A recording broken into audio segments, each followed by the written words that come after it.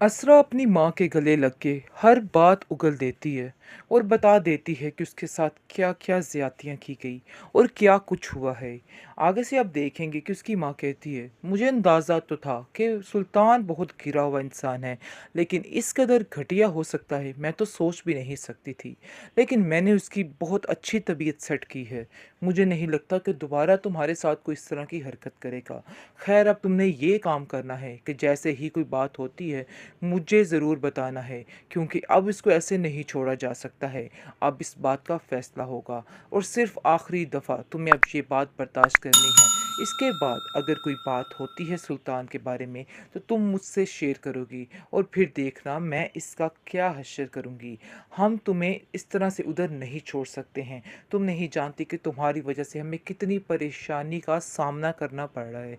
हम बहुत परेशान हैं। तुम्हारे भाई को तो अभी इन बातों का इल्म ही नहीं कि आखिर क्या से क्या हो गया है, लेकिन जब उसको इस बातों का पता चलेगा तो वो तो सुल्तान को छोड़ेगा ही नहीं। सुल्तान अभी ये बात नहीं जानता और हमें बहुत हल्का ले रहा है और समझ रहा है कि सब कुछ उसकी मर्ज़ी के साथ चलेगा, लेकिन ये उसकी बहुत बड़ी भूल है। ऐसा नहीं होने वाला है। तुम फ़िक्र मत करो, लेकिन उठ जाओ और जाकर अपने तरीके से रहो। कोई ज़रूरत नहीं है अब किसी के आगे अपना मुंह लटकाने की या किसी को अपने बारे में सही करने की। अब सुल्तान को खुद ठीक होना पड़ेगा, क्योंकि तुम्हारी भी अब सब्र की हद ख़त्म हो रही है। इसलिए मैं भी चाहती हूँ कि तुम भी अब थोड़ा स्टैंड लो। बहुत सब्र कर लिया, बहुत बर्दाश्त कर लिया तुमने इस इंसान को। आगे से वो कहती है कि आप बिला वजह फ़िक्र कर रही हैं, ऐसी कोई बात नहीं है। मैं बहुत ज़्यादा खुश हूँ और ठीक हूँ। मैंने अपने आप को इस चीज़ का आदी बना लिया है। लेकिन उसकी माँ कहती है कि मैं तुम्हें आदी नहीं बनाना चाहती, बल्कि मैं तुम्हें उस चुंगल से निकालना चाहती हूँ।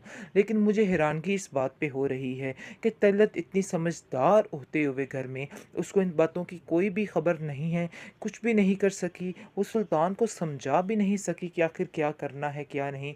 जिसको सुनकर आप देखेंगे कि वो कहती है कि नहीं, उन्होंने कभी मुझ में इस तरह का फ़र्क नहीं किया है, लेकिन सुल्तान की वजह से सिर्फ मसला है, वरना वो लोग बहुत अच्छे हैं। आप नहीं जानती इस अपनी बीवी के बारे में एक लफ्ज़ नहीं सुन सकता हूँ। मुझे शदीद अफ़सोस हुआ असरा तुम्हारी सोच पे। आखिर तुम ऐसा कैसे किसी के बारे में कर सकती हो? कैसे इतने बड़े इल्ज़ामात लगा सकती हो? आगे से आप देखेंगे कि भीगी बिल्ली बन जाता है ये सुल्तान का बच्चा। सुल्तान उसको कहता है कि मुझे माफ़ कर दो। मैं असरा की तरफ से माफ़ी माँगता हूँ। मुझे पता है कि मेरी बीवी कम अकल है और इसने अपनी कम अकली में ये सारी बातें की हैं। परेशान मत होना इसको लेकर, क्योंकि ये लड़की है ही इसी तरह की। आपको बिल्कुल भी परेशान होने की ज़रूरत नहीं है। मैं इसको अच्छे तरीके से हैंडल कर लूँगा। आप बिल्कुल फ़िक्र मत करें, बल्कि हमें माफ़ कर दें। जिस पर आप देखेंगे उसका शौहर कहता है कि माफ़ी तलाफ़ी वाली बातें सारी ख़त्म हो चुकी हैं। हम आपसे कोई माफ़ी नहीं चाहते और ना ही आप लोगों से कोई तल्लुक़ वास्ता रखना चाहते हैं। बहुत ज़्यादा सुल्तान अंदर ही अंदर खुश है, क्योंकि सुल्तान ने बड़ी ही चालाकियाँ की हैं, बड़ी ही बेईमानियाँ की हैं इस बेचारी इसरा के साथ।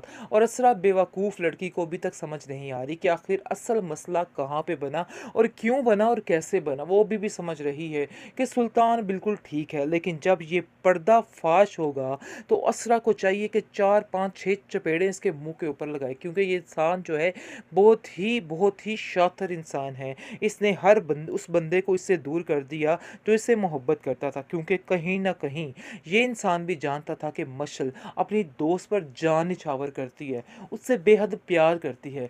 लेकिन इस चीज़ का बदला लेने के लिए उसने ये सारी हरकतें की, ये सारी गेम रचाई। इसलिए वो बेचारी एंड पर थक हार कर मशल अपने घर से यानी कि घर छोड़ने पर मजबूर होगी और दोनों मियाँ बीवी फैसला कर लेते हैं कि हम ये घर छोड़कर चले जाएँगे। तलत बेगम बहुत हैरान है कि आखिर क्या हुआ? बेहतरीन ड्रामा सीरियल शिद्दत में आप देखे हैं जी क्या हो रहा है। आखिर ये क्या चक्कर बन गया? कैसे इन्होंने मशाल जैसी इतनी अच्छी लड़की को किस तरह से ज़लील करने का प्लान कर लिया है। यानी कि ये सब कुछ दिखाने की कोशिश की जा रही है कि आखिर मिसाल भी ठीक लड़की नहीं है, लेकिन ऐसा बिल्कुल भी नहीं है। वो सिर्फ़ और सिर्फ़ असरा की खातिर ये सारी बातों को कंट्रोल कर रही है, क्योंकि उसे हर बार गुस्सा आया है जब सुल्तान ने असरा को ज़लील किया है और सबके सामने उससे बदतमीज़ी करने की कोशिश की है और उसने इस बात का खरा जवाब दिया है। लेकिन अब जाकर असरा को इस चीज़ का अंदाज़ा भी हो रहा है कि काफ़ी ज़्यादा चीज़ें ठीक हो रही थी, लेकिन इसकी वजह से काफ़ी ज़्यादा चीज़ें फिर से ख़राब हो रही हैं, क्योंकि उसको बिल्कुल ही वक्त नहीं मिलता है और इतनी वो मसरूफ़ हो चुकी चुकी है मशल में।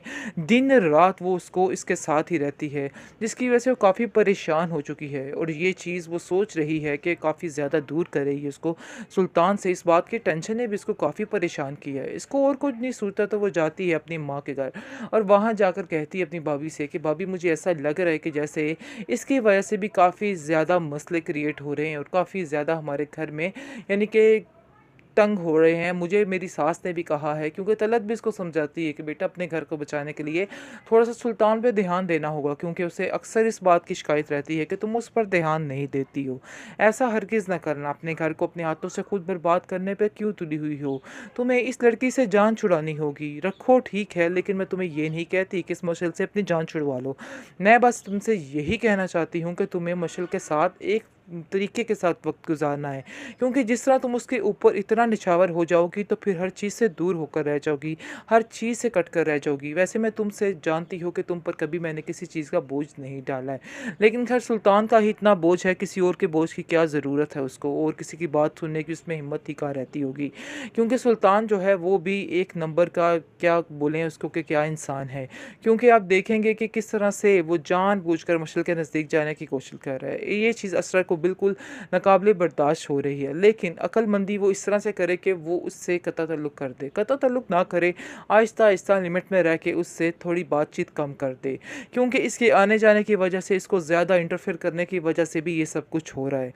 क्योंकि मशल को इस बात की समझ नहीं आ रही है कि उसके घर का क्या माहौल है, क्या होता जा रहा है उसके साथ। लेकिन असरा को इस तरह की बेवकूफ़ी नहीं करनी चाहिए थी कि हर वक़्त उसके पीछे ही मंडलाते नहीं रहना चाहिए था। दरअसल असरा को बहुत ज़्यादा सादी तबीयत वाली लड़की दिखाया गया है कि उस बेचारी को किसी बात का कोई पता नहीं चलता है, किसी बात से कोई फ़र्क नहीं पड़ता है। बहुत ही अच्छी संजीदा सी लड़की दिखाई गई है और बताया गया है कि इसलिए इतनी साफ़ नीयत वाली लड़की को बिल्कुल भी टेंशन नहीं होती और इस लड़की के ऊपर ही मुसीबतें आती हैं। कुछ हुआ इस तरह से ही है, क्योंकि इसरा और सुल्तान की जोड़ी बिल्कुल भी ठीक नहीं है। सुल्तान जो है जानबूझकर ये सब कुछ कर रहा है। असल में वो जब का उसने ये बातें सुनी हैं, मशल और इसके दरमियान जो गुफ्तगू हो रही थी, इस बात को उसने दिल पर ले लिया है और दिल पर लेने की वजह से ये सब कुछ कर रहा है और चाहता है कि बस अब ये काम जो है वो ख़त्म हो जाए। क्योंकि वो इस चीज़ से बेहद परेशान हो चुका है और सोच रहा है कि बस अब इस लड़की को भी इसकी ज़िंदगी से निकालना होगा। साफ-साफ तो वो कहने से रहा, लेकिन इसलिए इसके यानी कि इस तरह की चीज़ों के लिए इस तरह के हथकंडे जो है वो अपना रहा है।